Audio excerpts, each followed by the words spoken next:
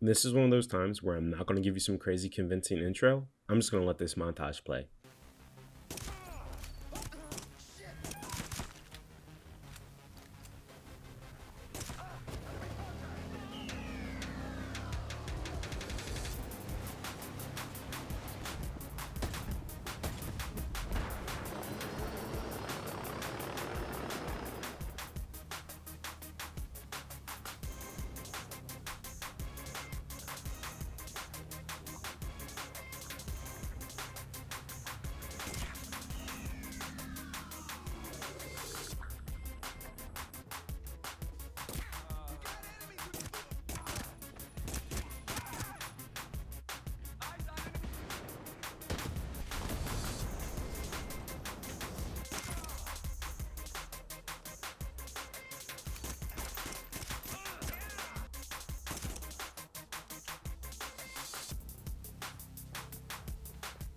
Okay, so what you just saw is a glimpse of Deep State. I'm not going to spoil the story or the bosses or missions. I'm just going to generally talk about what makes this DLC so special and why I think if this is what episode 2 brings, then I'm more than confident we are in good hands for the rest of the year. Between the Terminator event, which I personally thought was pretty cool, episode 2 takes it to a whole nother level. The game provides more mission structure than most of the entire base game. From the first mission of meeting up with Sam Fisher to the last mission, I believe they have found a great balance between freedom and guidance. Oh yeah, Sam Fisher is just a badass, as we all know. Looks like you've lost a step since our little adventure in South America. Anyway, the base game had a lot of freedom of choice, and that floats a lot of boats. And don't get me wrong, but it didn't make many of the missions that memorable, because there were hardly any set pieces or ambiance scenes. This DLC, on the other hand, has all of that. For about 8 or so missions, you are tasked to help Sam with a mission that has led him to Aurora. They semi-touch on their events in Bolivia, but just referencing how long it's been gives this DLC just a tiny bit more depth in the radio banter. On a roll, but I'm here to help. I'd take your help any day. How's this hellhole of an island treating you? Yeah, it's just like Bolivia, only it sucks more. The characters you were introduced to in the 8-hour journey are between memorable and forgettable. The missions themselves, though, hold a certain weight to them as they are all sort of different. One mission will have you stealthily take out a base camp, eliminating every single person there is. In the same mission, you will have to defend an NPC from an onslaught of enemies. The intro mission also leaves with a bang, and I will just leave it at that. Another example of variety in missions is the amount of objectives and how different they are.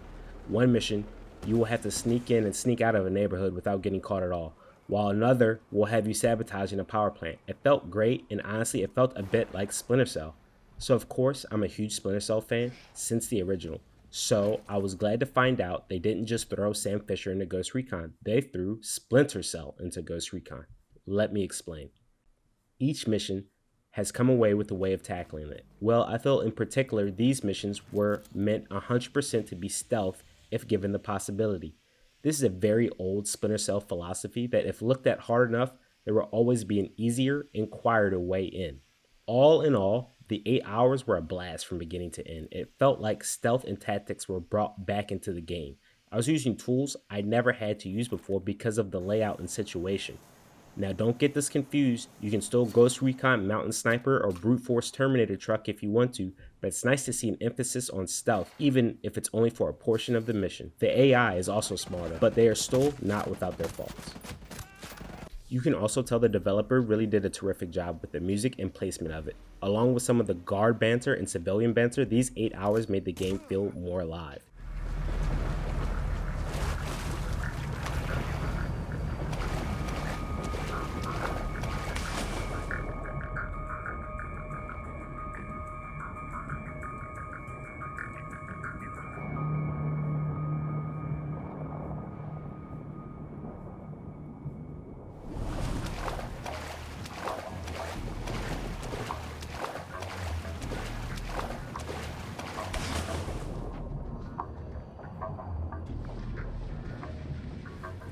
Hurry up! We need more power for the next test. These pipes need to be flowing 100%. I know. You being up my ass isn't helping anything. We lost 2 good people. Hawkins and Graham were KIA. Yeah, everything is calm on my side. What did you do? Why is it blowing steam like that? I didn't touch it. I have no idea how this happened. Shit! Well, hurry up and fix it! So after I chat your ears off about the mission structure, I want to talk about the immersive mode. This is probably a huge reason on why I'm so pumped for this DLC. Ghost Recon recently has been about player freedom and choice. This is how they tackle their missions. The entire RPG system at launch, while not accepted by a large amount of the community, limited that freedom. Well, now with immersive mode, that freedom is given back to the players, and I took full advantage of it. I played in advanced difficulty with limited world settings like no enemy icons, lose ammo and reload, and can only get new weapons at a campsite or shop. The very first mission, I didn't fast travel, and as immersive as that was, I wanted this review out before 2021, so I stuck to playing to how I wanted to play, but tailoring the game to my own specific style. With this new way of playing, guided mode off, figuring out landscapes from pictures, it was almost like a completely different game compounded with missions. Having episode 2 drop alongside the immersive update couldn't have made the game feel any better. You can tell the developers really put a lot of work into this DLC, and it really shows. That should not go unnoticed.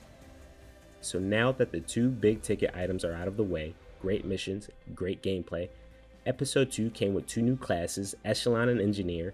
Now obviously this update isn't even 24 hours old, so I've only had so much time with both of them, but let me give you some quick impressions of the classes. First and foremost, I spent most of my playthrough using the Echelon class, along with going back to my roots as a gamer with the no enemy markers and immersive mode.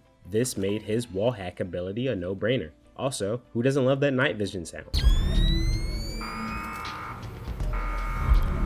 Anyway, this made the class seem a bit overpowered but still fun to use because he could not tank like the assault class. You still had to plan for an exit way out of a gunfight. The class is great and his ability and his class specific item came in handy multiple times. Along with the class, I decided to run almost 100% the entire game with the pistol except when I met drones or of course the final boss. I only got to play a couple matches of PvP and I can say the class skill is pretty powerful. On certain maps, this will be the best class to use when it comes to low visibility. I don't want to get into too much PvP right now because I just had a blast with episode 2, but early thoughts are, it's strong in Ghost War. So I decided to do a side mission with the Engineer class. In the raid, I can see this class being useful, along with the increase in grenade launcher explosions and the explosion bullets. The class will have some great utility. Just at first glance, I need to see the drone in action more, and especially in PvP, as auto-target things are never really a great idea unless implemented correctly. So far so good in my limited playtime, but right now I could say in Ghost War, the drone is a little clunky. Okay, some even other smaller ticket items that will get some honorable mentions, some changes to the gunsmith, obviously new cosmetics and new raid rewards. Oh my god, new raid rewards, thank you. I know so many people loathe the raid, but honestly up until this point it was the best mission in the game. I and many others stand by that. I encourage you to try the raid on Discord or open mic matchmaking. It's simple and fun, nothing that hard about it. Now that the raid plug is out of the way, some other quick things. Obviously the 4 new PvP maps bring in long needed freshness to Ghost War that I stated in my State of Ghost War video a month ago. So I'm happy to see that happen. I don't want to talk too much about Ghost War yet. This is more about episode 2 overview, but the complete package is nice now. So the title of my video is Yes, It's Worth It. And paraphrase this, at the moment the game is on sale and you will not find a better 35 American dollars or 28 American dollars if you use a Ubisoft discount code. Now what you deem valuable versus price is a personal question you must ask yourself. To me though, the season pass and base game for $35 or 28 American dollars using the discount code is amazing.